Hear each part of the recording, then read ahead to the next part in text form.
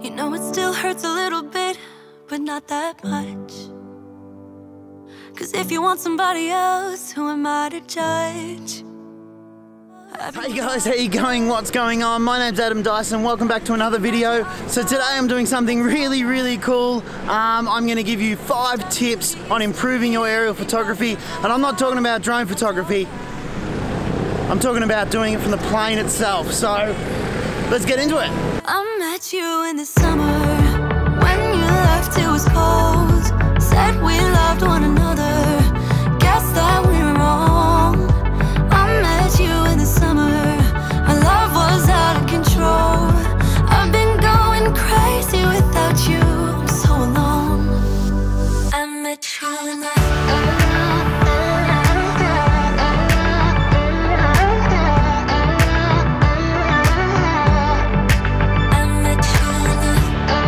So first up, and definitely most importantly, we've got to talk about shutter speed. So shutter speed is easily the most important thing when we're doing aerial photography from a plane. So most people know a general rule of thumb is shooting your shutter speed equal to your focal length. So for example, if we've got a 100mm lens, we're going to try to shoot at 100th of a second.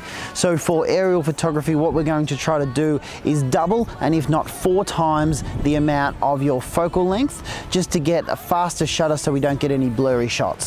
My next tip is to do with f-stop. So normally with landscape photography, we're going to try to shoot somewhere between f8 and f16. But for aerial photography, because the subject's so far away, we don't have to worry too much about depth of field. So any f-stop will do. So for exposure, if you need to bring your f-stop all the way down to f4 or f2.8, that'll be perfectly fine. And 99% of the time, as long as you've got your focus on point, you're going to get really good depth of field, and everything throughout the scene will be in focus. The next one is I highly recommend shooting with a longer lens. So what we see with a lot of aerial photography nowadays is it's from drones, and most of the time it's actually quite wide until you get into the really expensive drones. So using a longer lens gives a different look, compresses the entire scene down, and will give you a photo that you wouldn't normally be able to see from a drone. So my next tip is all to do with perspective. So if you do follow me on Instagram at Adam_Dyson, you'll notice that I do like to put a human or a person or myself into as many photos as I can.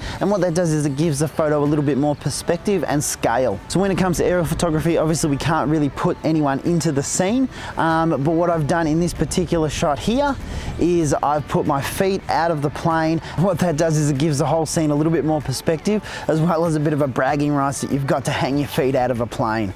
So my 5th and final tip is all to do with processing. So it's always good to edit in color, and majority of the time I edit a lot of my photos in color, but by using a bit of black and white on an aerial photo, we'll just create this really classy looking photo. So you'll often see pictures of New York City from the sky, from a helicopter, hung on people's wall, and they're a nice black and white cityscape. So we're going to do the same kind of idea here. So by using black and white, emphasizing certain areas, it just creates a really cool looking image and something that you'd probably want to hang on your wall. So there you have it, my 5 tips for shooting aerial photography out of a plane. So if you are ever in a plane or a helicopter, these tips will really set you up for taking awesome photos. Anyway, that'll about do us for photography for today. Make sure you like and subscribe below. Also follow me on Instagram at Adam_Dyson. And until next time, I'll catch you later.